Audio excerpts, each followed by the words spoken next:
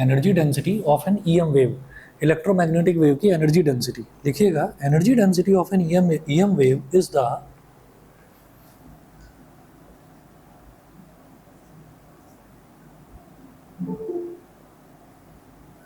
Energy density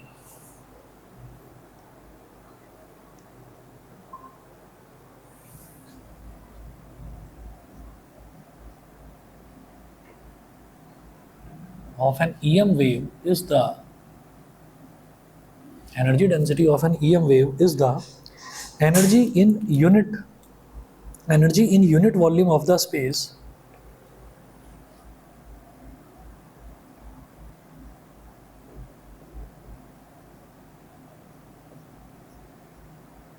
energy in unit volume of the space through which the wave travels.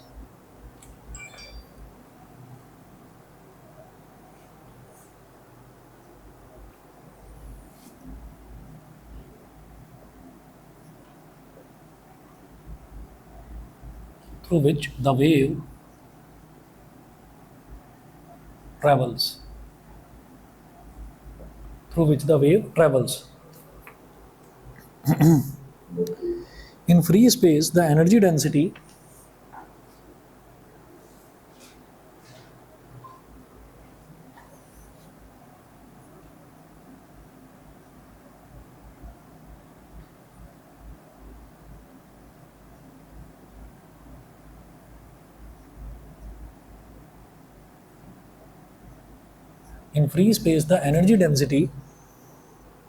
of a static field capital E is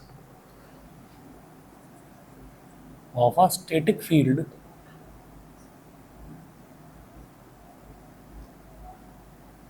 capital E is free space में energy density of a static field. Static field का मतलब है कि stationery field है, वो alternating वाला field नहीं है। Of a static field capital E is U E is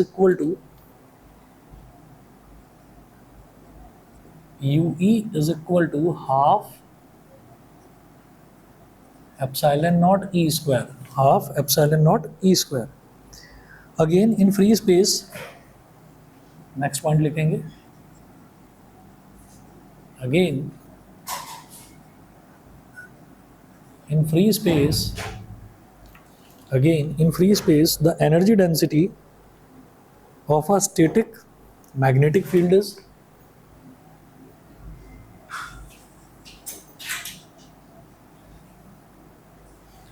the energy density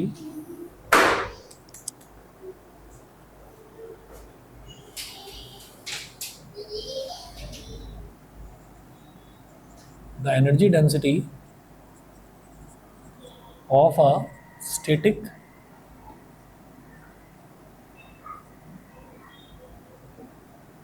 magnetic field B is UB, B for magnetic field, UB is equal to 1 upon 2 mu naught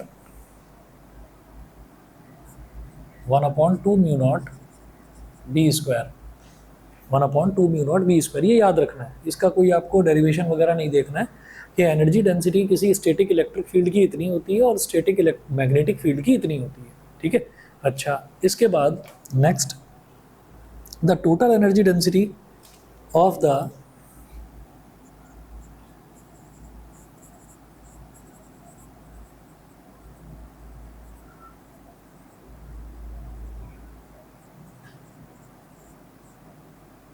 the total energy density of the static electric and magnetic fields will be of the static electric and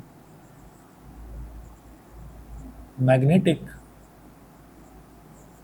fields of the static electric and magnetic fields will be तो total energy density कितनी हो जाएगी वो देखिएगा, u is equal to U E plus U B,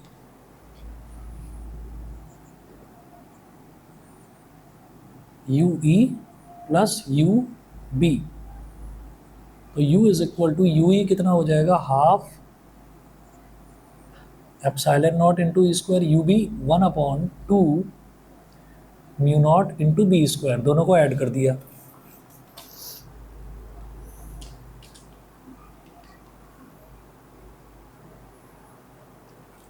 but next लिखेंगे, but in an EM wave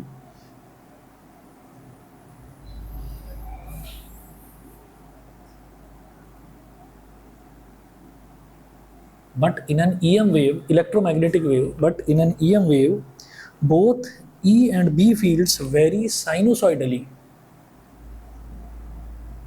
Both E and B fields, E field मतलब electric field, B field मतलब magnetic field. Both E and B fields vary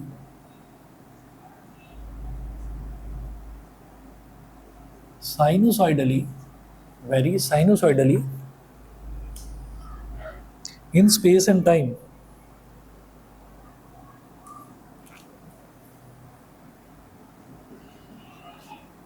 in space and time, sinusoidally का मतलब समझ गए ना, इस sine wave की तरह दोनों के दोनों चेंज करते हैं। जैसे हमने लास्ट क्लास में ये देखा था कि हमारी जो इलेक्ट्रिक फील्ड की वेव है वो इस तरीके से ट्रैवल करती है और मैग्नेटिक फील्ड की वेव इस तरीके से ट्रैवल करती है, मतलब दोनों एक साथ चलती हैं, लेकिन दोनों की दोनों वेव्स जो हैं वो एक दूसरे पर परपेंडिकुलर चलती हैं। ठीक है, तो वेरी साइनोसॉइडली मतलब साइन वेव की तरह ये ट्रैवल करती हैं, तो very sinusoidally in space and time. So average energy density of an EM wave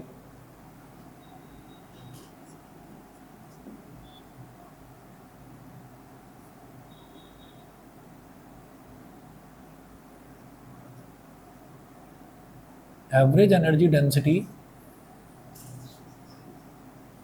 of an EM wave is average energy density of an EM wave is U is equal to half epsilon naught E की जगह आ जाएगा E R M S, half epsilon naught E R M S का square plus 1/2 mu naught B R M S का square.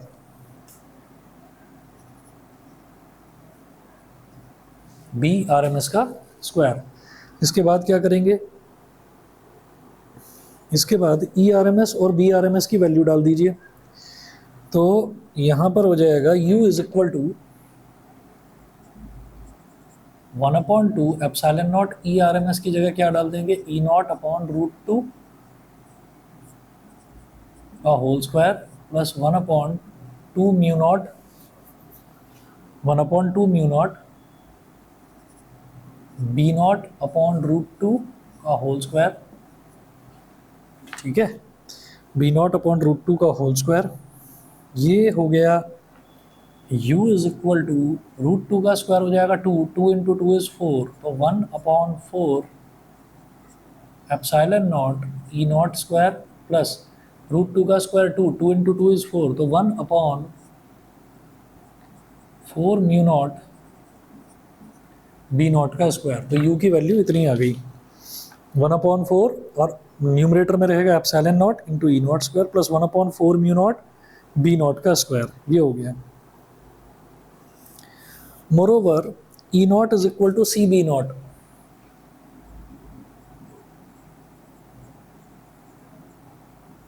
Moreover E not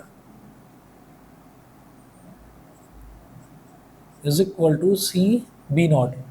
ये शायद हम AC वाले चैप्टर में देख चुके हैं कि अगर हम सी की बात करते हैं तो सी है हमारा स्पीड ऑफ लाइट। तो स्पीड ऑफ लाइट जो है ना वो electric field upon magnetic field के बराबर आता है। ठीक है, ये कैसे देखा था कि जो इलेक्ट्रिक फील्ड है, इलेक्ट्रिक फील्ड की जब हमने वैल्यू निकाली थी वो इलेक्ट्रिक फील्ड हमारे पास ऐसे आया था 1/4 पाई एप्सिलॉन नॉट और Q1 Q2 upon are square ये था, और जो B था, B क्या था 4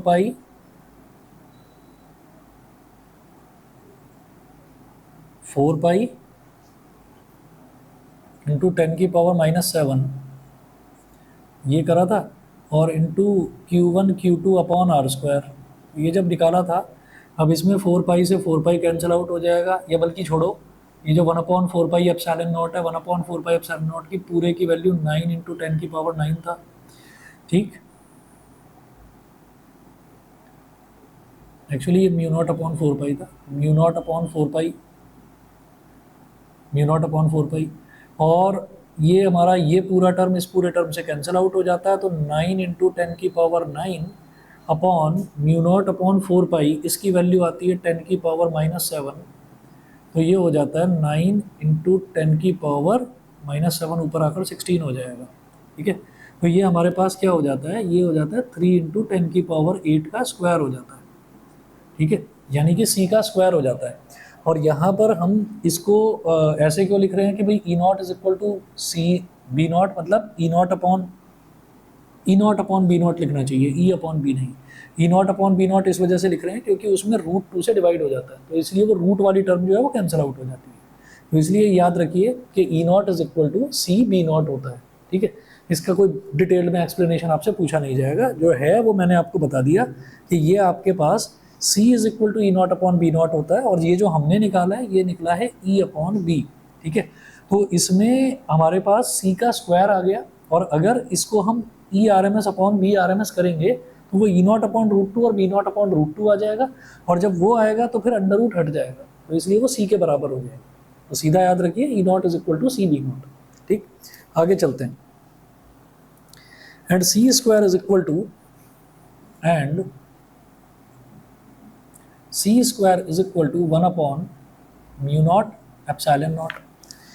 1/μ0 ठीक है, तो 1/μ0 अगर हमने करा तो 1/μ0 वो C² के बराबर आ जाएगा, वो भी यही है भाई, μ0 1/μ0 और ε0। तो इसमें हमने क्या करा था, इसको 4 पाई से डिवाइड कर देंगे, ये कर रखा है मैंने लास्ट वाले चैप्टर में, देखना। इसको 4 पाई से डिवाइड कर देंगे, और इसको क्या करेंगे 4 पाई से मल्टीप्लाई कर देंगे, तो 1/4 पाई ε0 होता है 9 इंटू 10⁹ तो 9 इंटू 10⁹ ऊपर आ गया, और ये हो गया 10⁻⁻7, तो वही वाली टर्म आ गई। तो ये आपके पास C का स्क्वायर बन जाएगा। ठीक है, तो C² = 1/μ0 ε0। तो ये दो टर्म्स आपको याद रखनी है, ये और ये। इसके बाद देखिएगा इसका यूज़ कैसे करेंगे यहाँ पर। UE =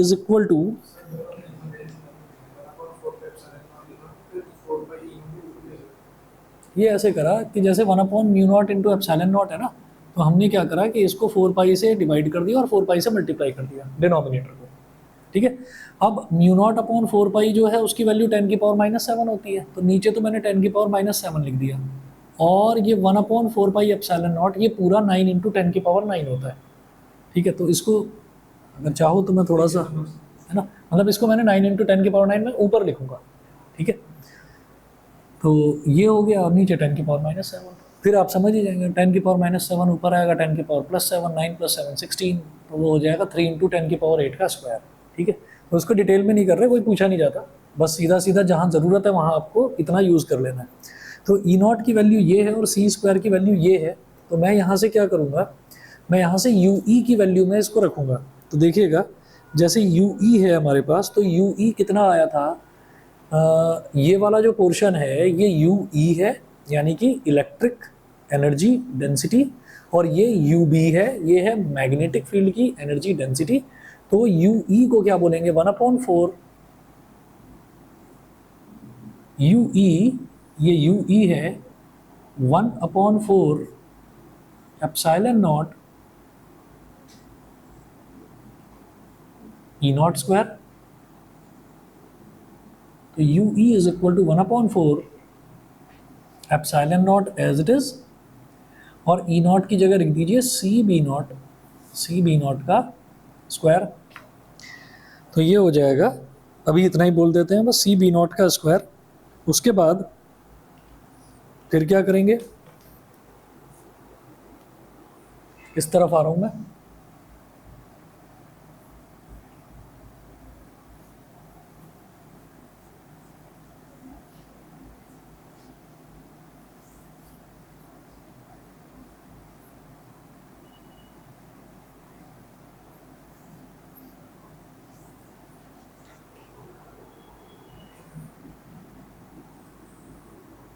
you E is equal to 1/4 epsilon naught into C B naught का स्क्वायर, इतना कर दिया। अब क्या करेंगे, अब देखिएगा कि 1/4 एप्सिलॉन नॉट और ये जो सी बी नॉट है इसके लिए क्या करेंगे, इसको ऐसे लिख देंगे, U E is equal to 1/4 और फिर एप्सिलॉन नॉट को तो एप्सिलॉन नॉट ही रहने देंगे, एप्सिलॉन नॉट को तो एप्सिलॉन नॉट ही रहने देंगे, और जो ये सी बी नॉट का स्क्वायर है इसको ऐसे लिख देंगे सी स्क्वायर बी नॉट का स्क्वायर, और जो सी स्क्वायर है, सी स्क्वायर की वैल्यू है 1/म्यू एप्सिलॉन नॉट,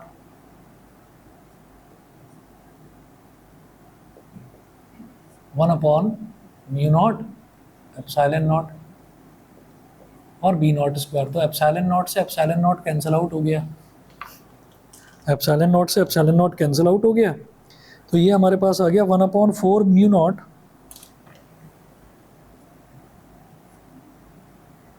और बी नॉट स्क्वायर। ठीक है, 1/4 म्यू नॉट और बी नॉट स्क्वायर, ये तो मैग्नेटिक फील्ड डेंसिटी के बराबर है, तो U E is equal to U B आ गया। इस तरह से अगर देखा जाए तो लिखेंगे hence in an E M wave the average energy, hence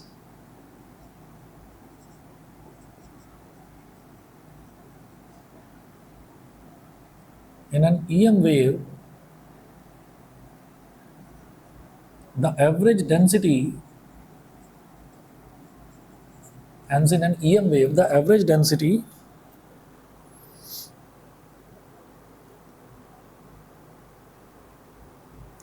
of electric field, average energy density of E field is equal to the average energy density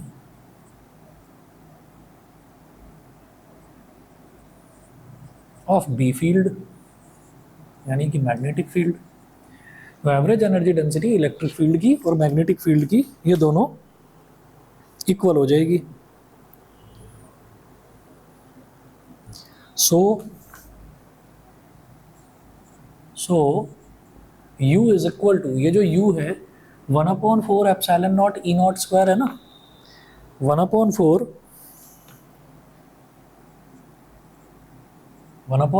epsilon not 1/4 epsilon naught E naught square ये है, और जो अगला वाला है you B, वो भी तो फिर इसी के बराबर है। जब दोनों इक्वल ही हैं तो यहाँ पर जब 1/4 epsilon naught E naught square लिखा है तो यहाँ पर भी वही लिख दो, epsilon naught E naught square.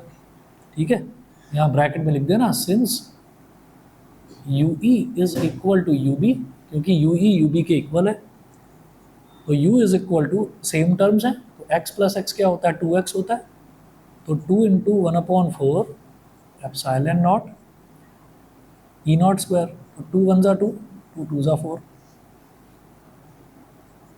तो ये half epsilon naught E naught square ये हो गया, half epsilon naught E naught square. और अगर और थोड़ा सा सिंप्लीफाई करना चाहो तो ऐसे लिख दोगे ई नॉट और ये ई नॉट अपॉन √2 का होल स्क्वायर लिख दो, इसको लिखा जा सकता है भाई, ई नॉट का स्क्वायर तो है ही, नीचे 2 है तो 2 को क्या लिख सकते हैं, √2 का स्क्वायर, और ये ई नॉट अपॉन √2 क्या होता है, E R M S, epsilon naught into E R M S का स्क्वायर, ये हो गया, ये यू की वैल्यू हो गई। अच्छा, ये तो हमने क्या करा, ये तो हमने इलेक्ट्रिक फील्ड के टर्म्स में निकाला, इलेक्ट्रिक फील्ड के टर्म्स में निकाला। अब ऐसे ही मैग्नेटिक फील्ड के टर्म्स में निकाल सकते हैं। Similarly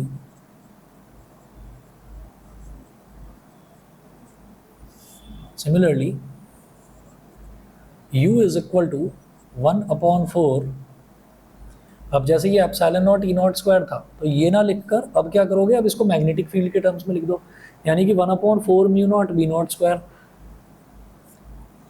1/4 mu naught B naught square, यहाँ पर भी और दूसरा वाला भी वही same 1/4 mu naught B naught square, ये हो गया। तो ये भी दोनों टर्म्स सेम है, तो वही x प्लस एक्स 2x, उसी तरीके से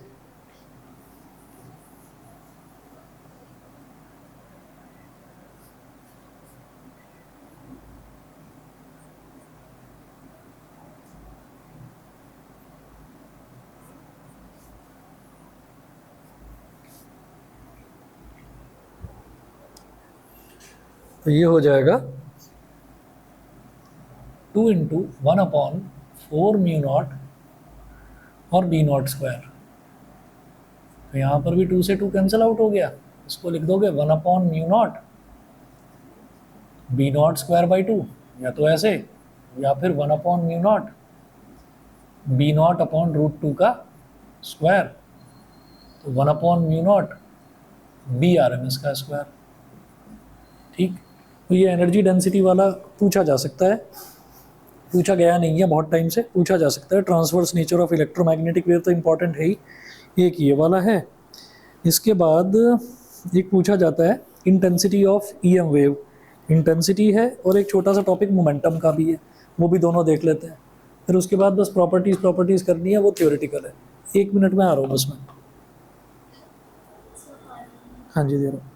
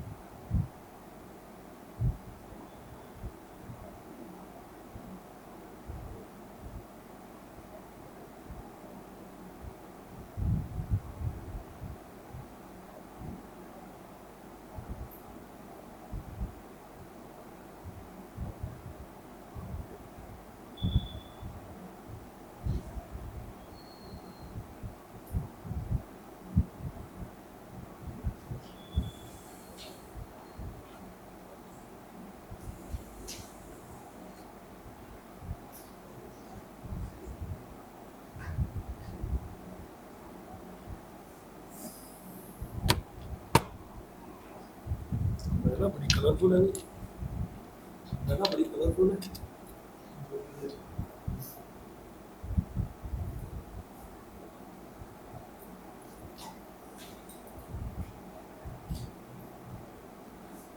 सभी के एग्जाम ही चल रहे हैं, सभी के हमारे भी चल रहे हैं एग्जाम। Not finish. अच्छा बच्चे बच्चे आए नहीं, जो आए हैं हमारे भी चलेंगे, हमारे भी शुरू होने वाले हैं, हमारे चल रहे हैं।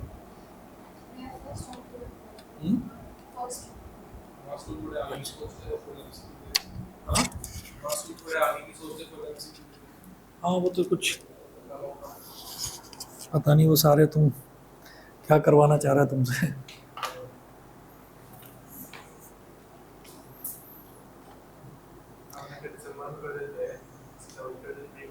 प्री बोर्ड ही कर देते, सही बात है। वैसे इसको भी ना थोड़ा पॉजिटिवली लो, अगर सिर्फ एमसीक्यू करवा रहे हैं ना तो एमसीक्यूज़ की बहुत अच्छी प्रैक्टिस हो जाएगी। बच्चों के एमसीक्यू में ही गड़बड़ होते हैं सबसे ज़्यादा मार्क्स।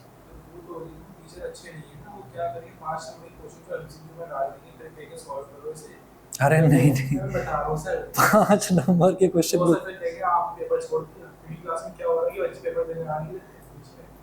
तो उन्होंने व्यू वर्ड्स में 4 से 5 नंबर के एमसीक्यू डाल दिए, फिर इसमें निकाल दिया, मतलब मैथ्स में डाल दिया। अच्छा 4 से 5 नंबर के क्वेश्चन एमसीक्यू निकाल दिए, तो ऑप्शन दे दी, और मुझे याद मैं टिक मार दी, तो एक याद है, एक सॉल्व किया लेफ्ट साइड में। अभी जस्टिफिकेशन भी तो करना पड़ता है ना एमसीक्यूज़ में आजकल, ये भी तो है। वो सच नहीं करता, अच्छा नॉर्मल एमसीक्यू उसमें डाल दिए 5 नंबर क्वेश्चन, अच्छा तो सॉल्व करो, फिर जो ऑप्शन है वो देखो, ऑप्शन टिक करो, उससे 10 मार्क्स से फर्क है, रूट 2 और 2 का फर्क है, उससे मार्क्स से 2। चलो भाई, चलिए जी नेक्स्ट नोट करें, intensity of an EM wave.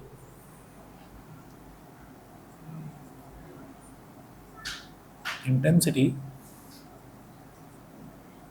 Of an EM wave, electromagnetic wave की intensity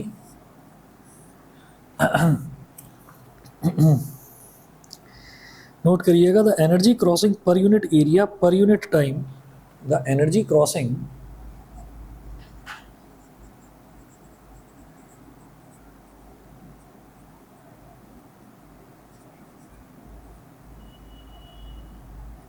per unit area per unit time, the energy crossing per unit area per unit time in a direction perpendicular to the direction of propagation, in a direction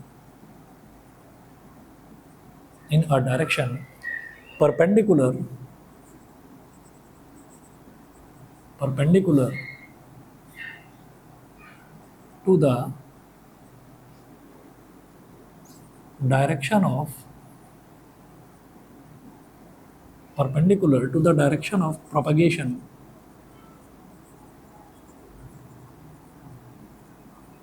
in a direction perpendicular to the direction of propagation is called intensity of the wave, is called intensity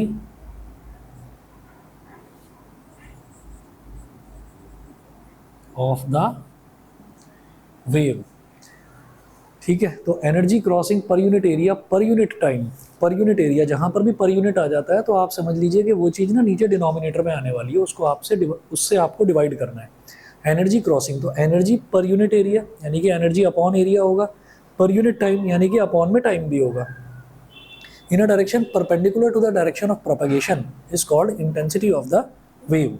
तो अब आप ये देखिएगा कि जब हम calculation करेंगे intensity की, ये कैसे डायग्राम बना लीजिए,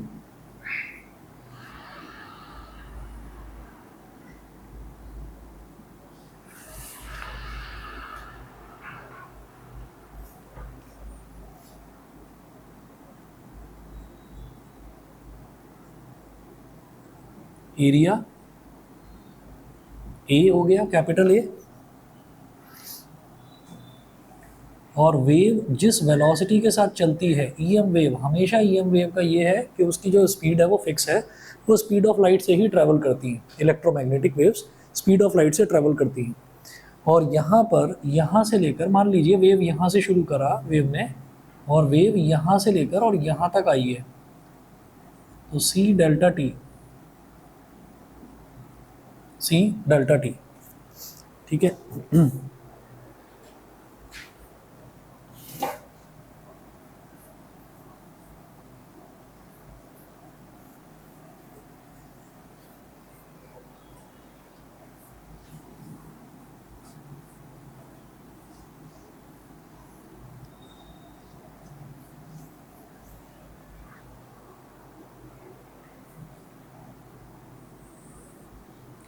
अच्छा जी, तो इसमें हमने क्या है, दो लाइन लिख लीजिए। Suppose a plane EM wave travels along x-axis with speed c. Suppose a plane EM wave travels along x-axis, with speed c.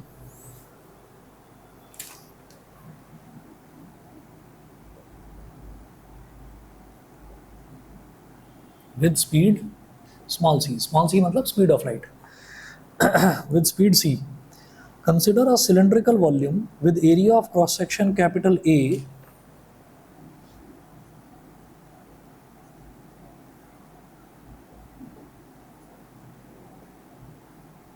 Consider a cylindrical volume with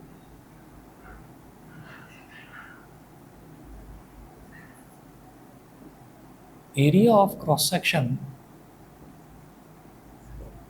cross section capital A and length c delta t along x-axis.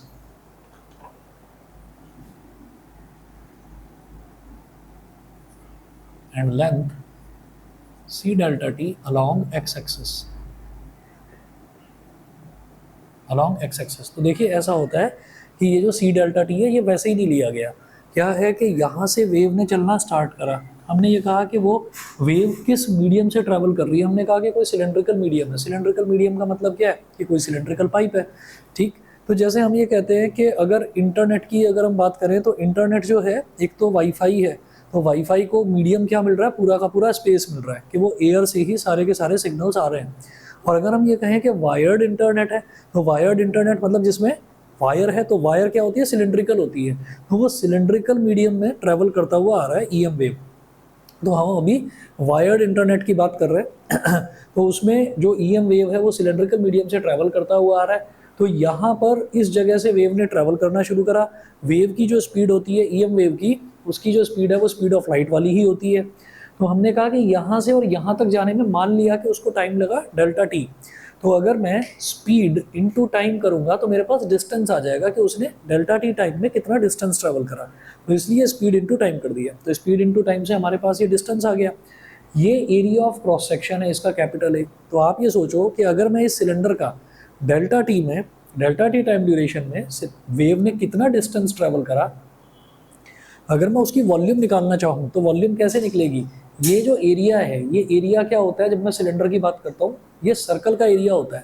Circle का area क्या होता है, पाई are square. और अगर उसमें height multiply कर दी जाए cylinder की तो पाई आर स्क्वायर एच, तो वो वॉल्यूम बन जाता है। तो अगर आप ए में सी डेल्टा टी मल्टीप्लाई कर देंगे तो वो वॉल्यूम बन जाएगा। तो नेक्स्ट वही है, नेक्स्ट जो मेंशन कर रखा है इसमें आगे नोट करें कि U is equal to average density, the energy content is, लिखिएगा the energy content is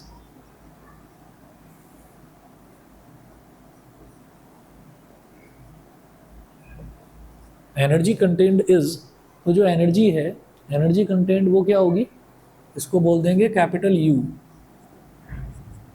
you. तो ये क्या हो जाएगा, average energy density into volume, average energy density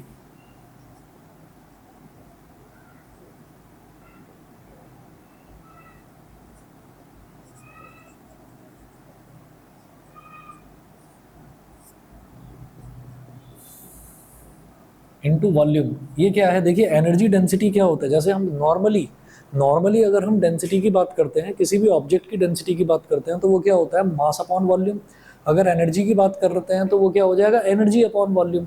तो अगर एनर्जी डेंसिटी की बात करते हैं तो एनर्जी अपॉन वॉल्यूम, तो ये जो एवरेज एनर्जी डेंसिटी है कुल मिलाकर ये एनर्जी अपॉन वॉल्यूम है। उसको वॉल्यूम से मल्टीप्लाई कर दिया तो वॉल्यूम से वॉल्यूम कैंसिल, तो बचेगा क्या, सिर्फ एनर्जी बचेगी। तो स्मॉल यू अगर बनाते हैं, अगर स्मॉल यू बनाते हैं तो वो कहलाता है एनर्जी डेंसिटी। स्मॉल यू का ही साइज थोड़ा सा बड़ा कर देते हैं तो वो कहलाता है टोटल एनर्जी। तो ये टोटल एनर्जी हो गई कि वेव के अंदर टोटल एनर्जी कितनी है। अच्छा, अब ये कैसे बताया जाएगा, average energy density. Average energy density जो है वो आप लिखें हाफ एवरेज एनर्जी डेंसिटी, पहले चलिए यू लिखिएगा, यू स्मॉल यू, ठीक है। और वॉल्यूम जो है, वॉल्यूम को क्या लिखा जा सकता है, C delta T into capital A, C delta T into capital A. तो कैपिटल ए क्या हो गया, जैसे पाई आर स्क्वायर हो, और सी डेल्टा टी क्या हो गया, जैसे कि एच हो। तो पाई आर स्क्वायर एच क्या होता है, सिलेंडर का वॉल्यूम होता है। तो आपने ये वॉल्यूम ले लिया और ये हो गई एवरेज एनर्जी डेंसिटी। अब स्मॉल यू की वैल्यू डाल दीजिए। स्मॉल यू की वैल्यू अभी नहीं डालते, अभी ये रहने दो, इसको इक्वेशन नंबर 1 बोल दो। हमारा टॉपिक क्या है, हम कर रहे हैं intensity of an EM wave. तो इंटेंसिटी का फॉर्मूला यहाँ पर लिखेंगे। इंटेंसिटी का फॉर्मूला देखिएगा क्या है, एनर्जी क्रॉसिंग पर यूनिट एरिया पर यूनिट टाइम, यानी कि अपॉन में एरिया भी आएगा और टाइम भी आएगा। तो लिखेंगे I is equal to energy intensity of EM wave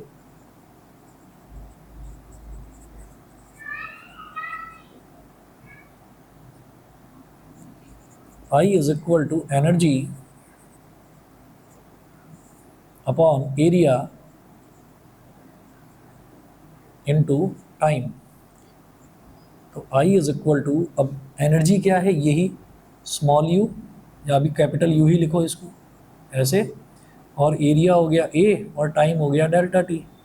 अब इसकी वैल्यू डाल दीजिए, small U small C delta T into A, तो अपॉन में A डेल्टा टी, तो A से A कैंसिल, डेल्टा टी से डेल्टा कैंसिल, तो small U into small C आ गया, small U into small C. Small U की value हम निकाल चुके हैं, half epsilon naught E naught square,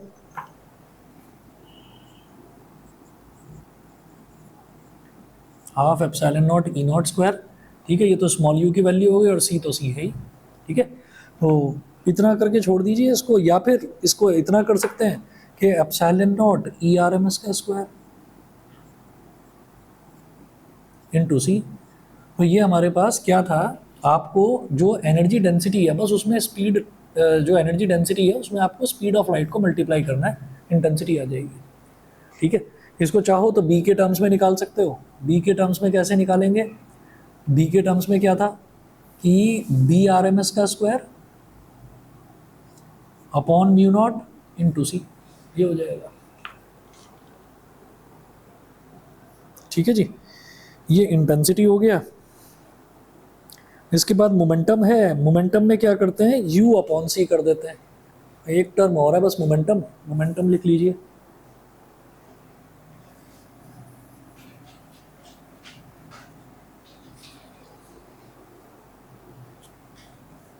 momentum of an EM wave.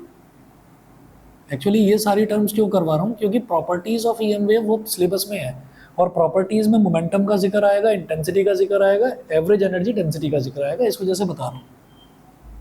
Momentum of an EM wave, EM wave का जो momentum है वो क्या होता है, वो लिखें,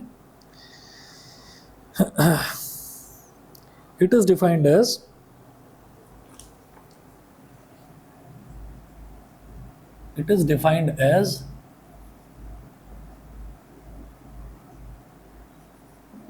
P is equal to capital U upon C। बस इतना लिख लीजिए और कुछ मत करो, इसमें और डिटेल में करने की जरूरत नहीं है, ठीक है। बस इतना नोट कर लीजिए, बस जी इतना कर लीजिए आप। बाकी नेक्स्ट क्लास में देखूंगा, प्रॉपर्टीज़ हैं बस, वो थ्योरेटिकली है, वो थोड़ा सा डिस्कस करना है और ज़्यादा है नहीं इसमें, ठीक है। चलिए जी, ओके।